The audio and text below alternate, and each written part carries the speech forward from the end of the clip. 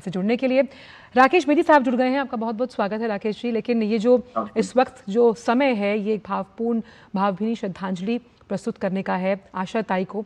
अगर हम संगीत की इस दुनिया की बात करें तो उनका नाम आना लाजमी, और उनके नाम को हम बहुत ही सुरों के साथ याद करते हैं। आपकी किस तरह की यादें रही हैं आशा ताई के साथ? मुझे तो लगता है कि एक बचपन का मेरे एक हिस्सा ही छिन गया है कि हम जब बड़े हुए तो उस जमाने में रेडियो था और घर में रेडियो जो है बजता ही रहता था हमेशा। और कोई भी ऐसा, आप समझिए कि एक आधा घंटा भी ऐसा नहीं होता था कि गुजरे जो जहां पर हमने आशा जी का कोई गाना ना सुना हो। और सबसे खास बात जो मैं उनको, ये मुझे जो लगती है उनके बारे में, कि उन्होंने कैसे अपने आप को एक री इन्वेंट किया। मतलब उनके घर में इतना बड़ा कंपटीशन था, लता जी उनकी बहन उनके साथ एक ही घर में रह रहे हैं, और जो कि एक आइकॉनिक सिंगर थी, और उनके साथ और कोई कंपटीशन मुझे लगता है उनकी लाइफ में कोई नहीं था। सिर्फ उनकी लता जी ही थी जिनके साथ वो रह रही थी, और उस उनके साथ रहकर अपने आप को एक एक्सेल ऐसे किया। क्योंकि मुझे लगता है कि जो एक शरारतीपन, एक मिस्चिफ, एक नॉटीनेस गानों में जो लेकर आई, एक नहीं कई गानों में। आप सुन लीजिए शुरू शुरू में किशोर दा के साथ उनके गाने, कितने ऐसे गाने हैं जहां पर वो एक मिस्चिफ लेकर आई हैं, और वो और कोई सिंगर दूसरी नहीं ला पाई। और आज भी देखिए हमारी फिल्म धुरंधर लगी है, तो उसमें भी हमें आशा जी का जरूरत पड़ी संगीत को, जी धुरंधर के संगीत को। मोनिका ओ माय डार्लिंग वो गाना है उसके अंदर। जी।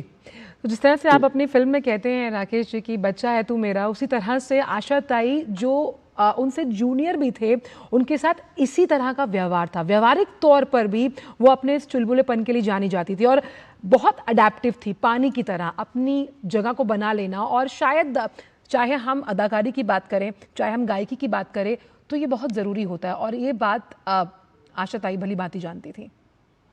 बिल्कुल सही कह रही हैं आप। और देखिए क्या है कि किसी भी आर्टिस्ट को कोई भी आर्ट फॉर्म जो है वो वक्त के साथ बदलती है, और बदलना ही चाहिए। जो लोग नहीं बदलते फिर वो धीरे धीरे लुप्त हो जाते हैं। लेकिन ये ऐसे महान सिंगर हैं, ये सब जितने भी हमारे ग्रेट जेम्स हैं, किशोर दा, रफी साहब, लता जी, आशा जी, ये इन्होंने हमेशा टाइम के साथ अपने आप को एक नया नई एक इमेज दी है, नई तरह की सिंगिंग लेकर आए हैं। क्योंकि अगर वो नहीं होगा तो फिर आप धीरे धीरे लुप्त हो जाते हैं। लेकिन इन्होंने ऐसा नहीं किया है। और इनका जो एक वो कवाली है, आप कवाली कह लीजिए या सैड सॉन्ग कह लीजिए, वो भी बड़े मार्मिक हैं इनके। ऐसा नहीं कि सिर्फ शरारत में ही अच्छी है। जो इनके कुछ एक सैड सॉन्ग्स हैं जो बहुत हार्ट रेंचिंग है, वो सुन के तो मतलब बहुत मजा आता है। तो अपने राकेश जी, आप को एक हमेशा बिल्कुल एक्सपेरिमेंटल म्यूजिक को धार देने में आशा ताई का कोई मुकाबला नहीं था, और इसीलिए उनकी जो जोड़ियां रहीं, चाहे हम खयाम साहब की जिक्र करें, ओपी नैयर साहब की बात हम यहाँ पर कर रहे हैं, आर डी बर्मन का हम जिक्र कर रहे हैं, AR रहमान को हम नहीं भूल सकते।